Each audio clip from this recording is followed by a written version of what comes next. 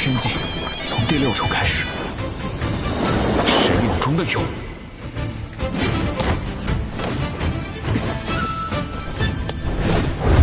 身体素质的改变，还原来。Halo semuanya, kembali lagi bersama para jagoan di sini. Seperti biasa, admin selalu mendoakan kalian semoga selalu dalam keadaan sehat dan dalam kondisi terbaik. Di video kali ini, admin akan melanjutkan cerita dari Immortality Part 5. Penasaran dengan kelanjutan alur ceritanya? Dan tak berlama-lama, langsung saja kita masuk ke isi ceritanya. Cerita kembali dilanjutkan di mana kini masih memperlihatkan pelarian dari Panghan dan Bangau Putih. Hal itu memang saat ini didasari atas kemunculan sosok dari Sekte Racun yang kini tiba-tiba muncul di dekat wilayah Gunung Yuhua. Kekuatannya memang sangatlah luar biasa, di mana sosok dari Sekte Racun saat ini tengah menggunakan sebuah asap serigala yang bisa terbang dengan sangat cepat.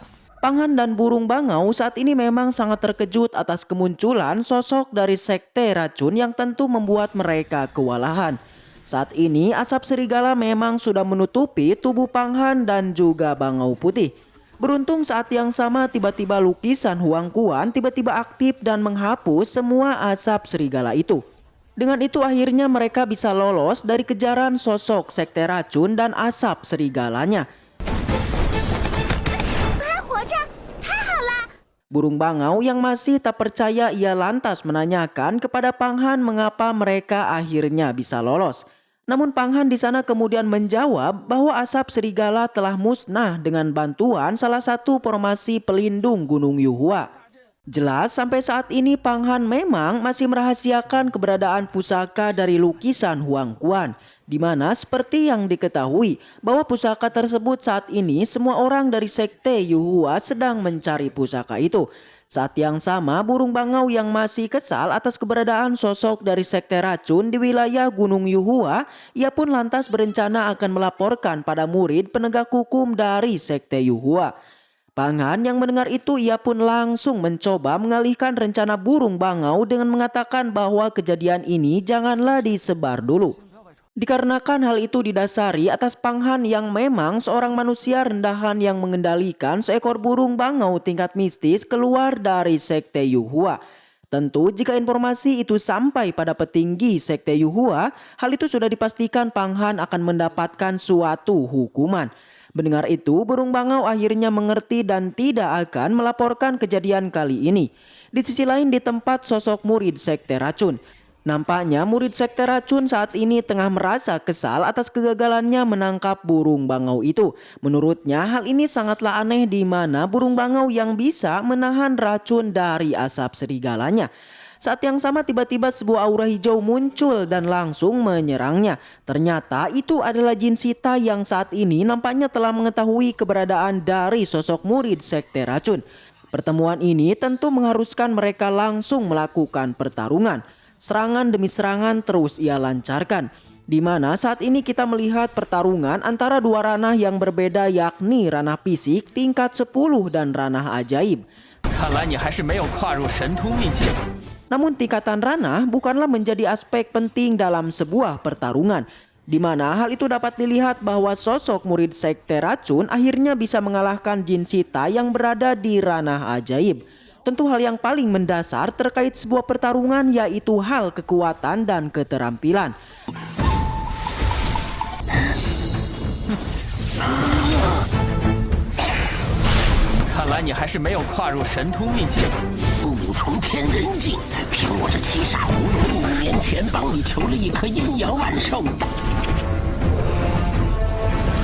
Tak lama setelah itu, sesuatu yang mengejutkan akhirnya terjadi. Di mana di sana Jin Sitai tiba-tiba menyapa dan memberi hormat pada murid Sekte Racun yang bernama Molin.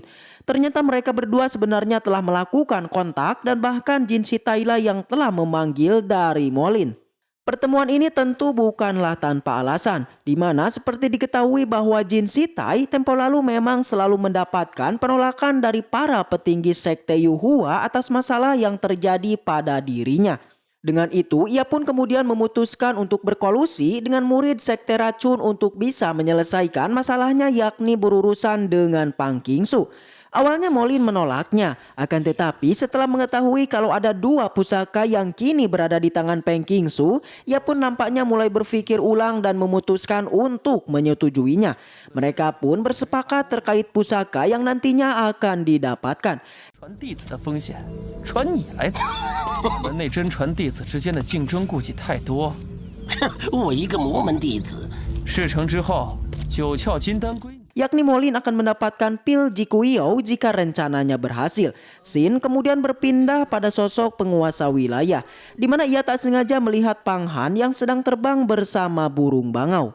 Tentu dirinya yang merasa penasaran lantas langsung mencoba untuk mengikutinya. Di sisi lain juga terlihat saat ini Pang Han yang tengah kebingungan terkait dirinya yang memang tidak terluka atas serangan dari asap serigala. Hal itu ia telah menyadari bahwa yang telah menyelamatkannya tiada lain adalah lukisan Huang Quan. Pang Han yang penasaran, ia pun lantas mencoba membuka dan melihat isi dari lukisan itu. Ternyata di dalamnya terdapat sosok serigala putih yang mirip dengan asap serigala yang tadi menyerang Pang Han. Tak berapa lama tiba-tiba di sana muncul penguasa wilayah yang dari tadi terus mengikuti Pang Han. 此图竟能收取法宝。 Pang Han yang menyadarinya lantas langsung terkejut. Dengan cepat ia pun kemudian menyembunyikan pusaka tersebut. Penguasa wilayah nampaknya saat ini memang tengah merasa curiga terkait Pang Han yang sedang menyembunyikan sesuatu. Akan tetapi Pang Han menyanggahnya dan kemudian mengalihkan pembicaraannya dengan menanyakan keberadaan penguasa wilayah di tempat ini. Ternyata penguasa wilayah saat ini memang tidak ada kerjaan, oleh karena itu saat melihat Pang Han terbang, ia pun lantas mengikutinya dan sampai di tempat ini. Namun tak hanya itu, di sana penguasa wilayah tiba-tiba mengajak Pang Han untuk melakukan pertarungan. Awalnya Pang Han menolaknya, akan tetapi penguasa wilayah yang tiba-tiba menyerang, tentu hal itu sudah tak ada pilihan lain. Mereka pun akhirnya melakukan pertarungan. 但千万不要小看准外门弟子的实力。 郡主，快快住手！ Tingkat kekuatan yang berbeda membuat Pang Han kewalahan dan akhirnya dapat dengan mudah dikalahkan oleh penguasa wilayah. Kecepatan yang ditunjukkan penguasa wilayah memang sangat luar biasa. Membuat Pang Han memang tidak bisa melihat semua gerakan dari penguasa wilayah.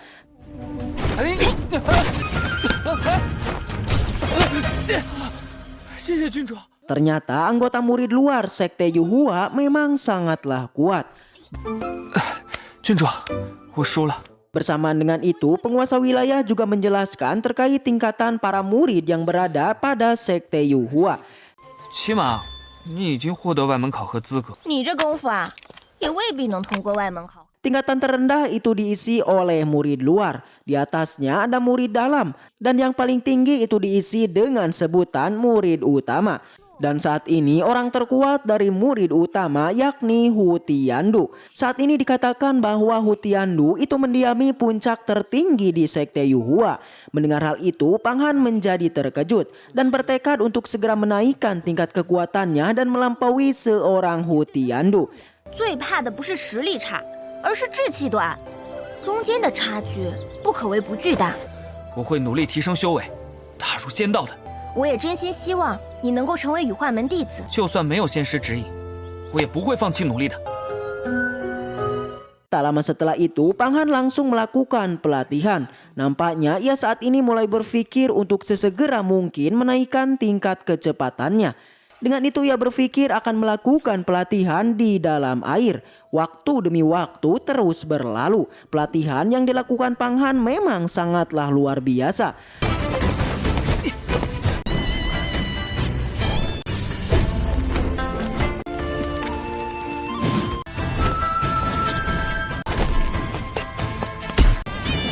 肉身境从第6重开始，神勇中的勇。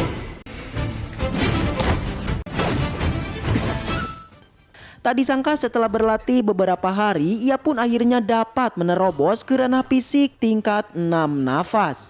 是身体素质的改变，还是？ Peningkatan ini memang sesuatu yang mungkin tidak bisa dicapai oleh orang lain, di mana Pang Han dapat meningkatkan kekuatannya itu tanpa didampingi oleh seorang guru.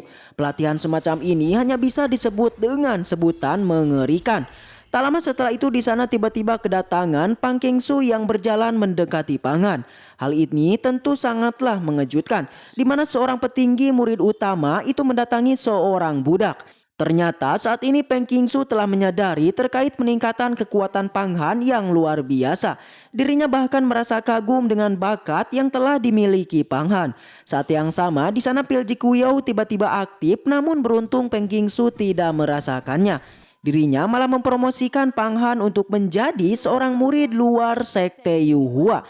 Pang Han yang mendengar hal itu menjadi sangat terkejut, di mana sebelumnya dirinya memang tidak menyangka bahwa ia akan tergabung dalam seorang murid sekte Yuhua. Kejadian ini tentu membuat dirinya menjadi kebingungan, di mana hal itu berkaitan dengan tugas yang telah diberikan sang guru kepadanya yang kini sangatlah bertolak belakang. Dan cerita pun bersambung. Sekian alur cerita Immortality Part 5, dan jika kalian suka dengan Donghua ini, saya dengan senang hati dan bangga akan melanjutkan ke part selanjutnya. So, segitu aja cerita kali ini. Mudah-mudahan kalian semua terhibur dengan alur cerita yang Mimin sampaikan. Dan sampai jumpa di video selanjutnya. See you again next time, and seperti biasa, salam para